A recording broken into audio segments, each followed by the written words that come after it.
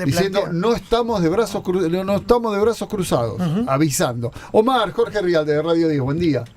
¿Qué tal, Jorge? ¿Cómo va? Bien, Saludos a ustedes, bien. todo el equipo, ¿cómo andan? Bueno, ahí tuvimos el documento, yo lo resumí diciendo no nos vamos a quedar de brazos cruzados, ¿no? Como resumen lo tiré, Omar.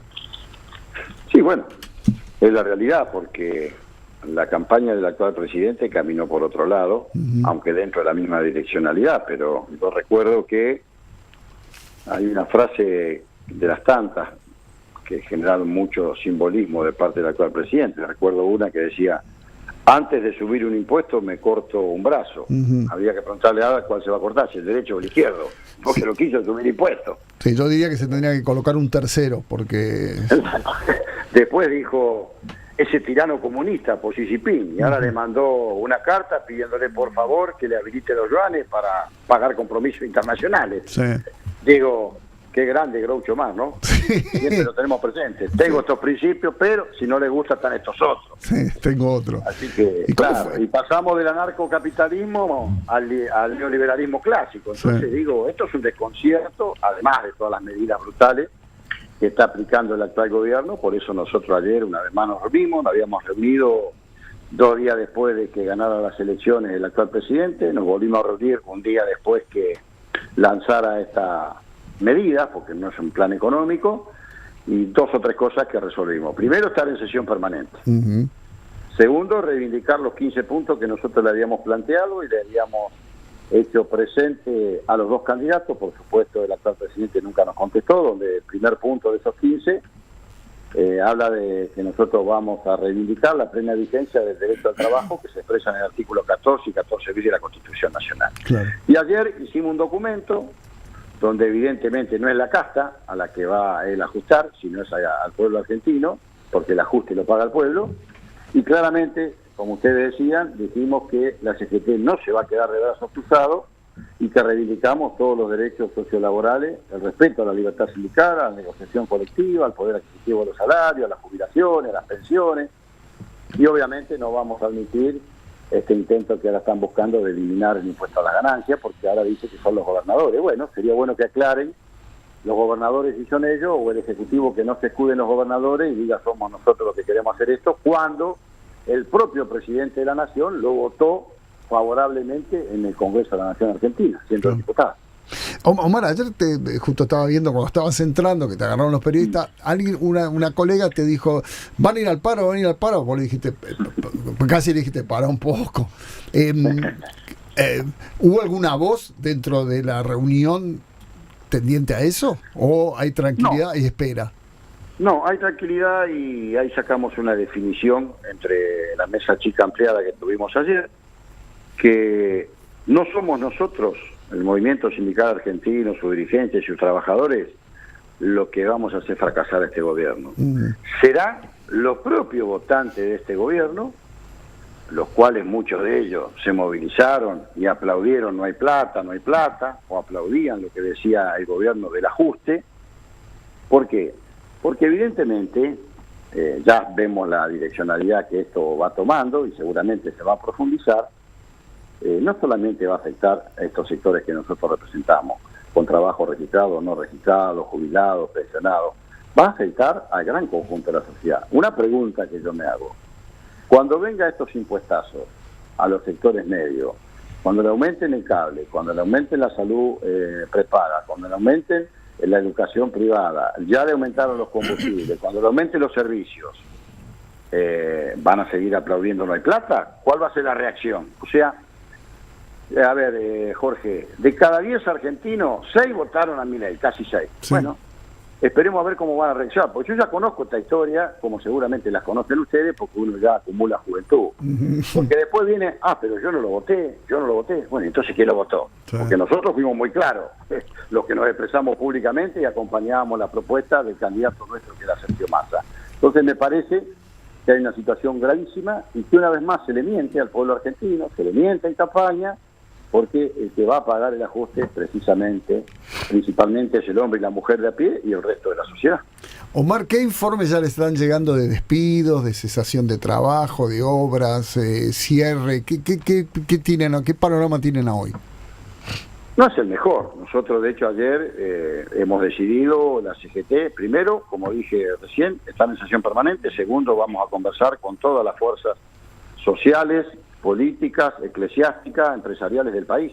Y con gobernador y con intendente también. Claro. Acá nos tenemos que mirar a la cara, mirarnos a los ojos, basta de WhatsApp, de redes, mirarnos cara a cara y decirnos las cosas. Sobre todo aquellos que decidimos que venimos de lo más profundo del peronismo o del campo nacional y popular. Bueno, a ver, que nos digan y nos digamos las cosas que nos tenemos que decir cara a cara en los ámbitos que corresponde, porque evidentemente que trae es más pobreza, es más indigencia, y eso lo padece siempre el que está más. Que favorece un grupo selecto. Bueno, ayer las primeras medidas, ¿dónde fueron? ¿A dónde apuntaron anteayer?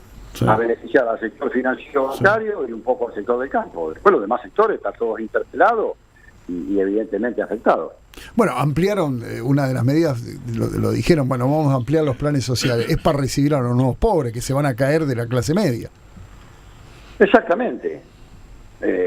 Porque, a ver, el gobierno, digo esto bien, yo no quiero descalificar a nadie, a mí me gusta, como decía nuestro creador,